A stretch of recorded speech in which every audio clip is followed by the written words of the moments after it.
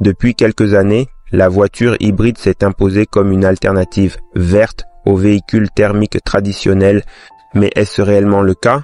En creusant un peu, on se rend compte que cette technologie présente de nombreux défauts et pourrait bien être un frein plutôt qu'un accélérateur à la transition énergétique. Un pied dans chaque camp, mais mal assuré. L'hybride, c'est un peu le pied dans chaque camp. On y retrouve un moteur thermique polluant et un moteur électrique prometteur, mais cette association ne fait pas forcément bon ménage.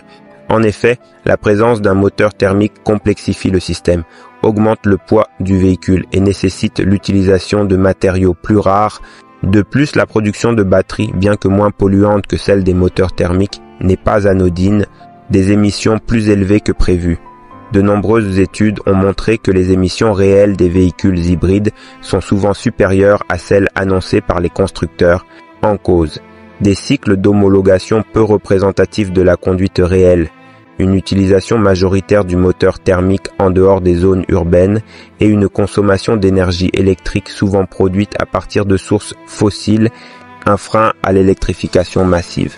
En proposant une solution intermédiaire, l'hybride pourrait retarder l'adoption massive des véhicules 100% électriques. En effet, pourquoi investir dans un véhicule électrique si l'hybride offre une alternative plus polyvalente? Cette situation pourrait pénaliser le développement des infrastructures de recharge et freiner les progrès technologiques dans le domaine de la batterie électrique. Alors, quelle est la solution? Si l'hybride n'est pas la panacée, il ne faut pas pour autant jeter le bébé avec l'eau du bain. Cette technologie peut avoir un rôle à jouer dans certains cas particuliers, comme pour les véhicules utilitaires ou les longs trajets. Cependant, à long terme, l'avenir appartient aux véhicules 100% électriques, couplés à des énergies renouvelables. En conclusion, la voiture hybride est une solution complexe qui soulève de nombreuses questions. Si elle peut sembler attrayante sur le papier, elle présente des limites importantes en termes d'environnement et de coûts. Pour accélérer la transition énergétique, il est essentiel de privilégier les véhicules 100% électriques et d'investir massivement dans les infrastructures de recharge. Et vous, qu'en pensez-vous? L'hybride est-il une fausse bonne idée?